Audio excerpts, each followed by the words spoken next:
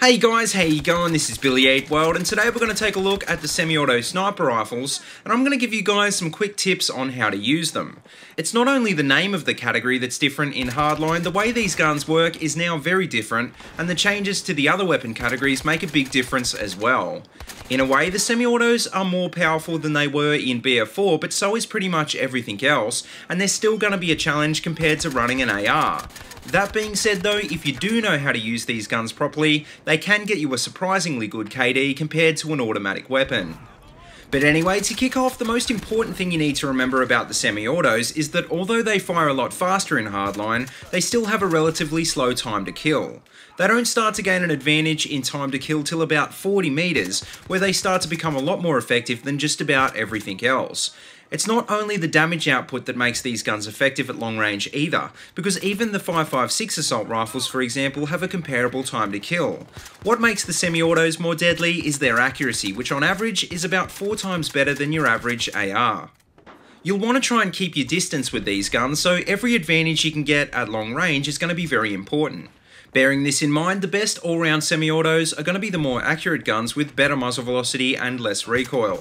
That's not to say that you can't do well at close range with these guns, it's just that you want to stick to what a gun is good at, or else you're rolling the dice every time you get into a gunfight. Also, try to avoid running semi-autos on every single map, because on some maps you can't keep your distance, and a battle rifle or AR will probably end up doing a lot better.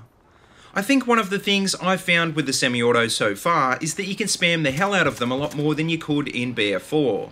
It seems like the spread isn't anywhere near as bad as it was, even on the guns with a higher spread increase like the SOCOM 16. The best way to learn how to shoot these guns is to start out spamming as quick as you can at close range, and then experiment with how fast you can shoot at longer ranges. You'll actually be surprised how fast you can fire and still stay accurate, and I found I got more kills spamming at mid to long range targets because quite often you'll get the guy before he can start running away. In close quarters, as well as spamming, you'll also want to try and consciously aim for the head, because a headshot will give you a guaranteed 2-shot kill. That being said, you might not always get a headshot, but at least if you're keeping your sights high, you won't be hitting them in the legs and getting a penalty to damage. Also, it's worth mentioning that the empty reload of these guns is pretty high, so you won't want to run these guns dry in CQB like you can with an assault rifle. Don't worry about running extended mags though, 21 rounds is more than enough to take out 2 or 3 guys with these guns, and you're better off avoiding the penalty to moving accuracy. Now, the last point I want to make about these guns is on attachments, and I've been finding that the heavy barrel, vert grip and laser sight combo has worked for me the best. The heavy barrel eliminates some of the recoil of these guns while improving the accuracy, and the vert grip compensates for the penalty it adds to moving ADS. As for an optic, well, it really depends on the map, but I've been using either the EOTech Holo Sight for close range or the ACOG scope for mid to long ranges. With the improvements to hitboxes at long range, even the EOTech is good enough to counter snipe at over 100 meters, so don't run with a high powered optic unless you really think you're gonna need it. No matter how you run these guns though, they will do pretty well, although you want to make sure that you pair them up with a good secondary. I personally prefer the 93R for the police faction, but I've also heard people really like the Tech 9 or the Mac 10 when playing as the criminals.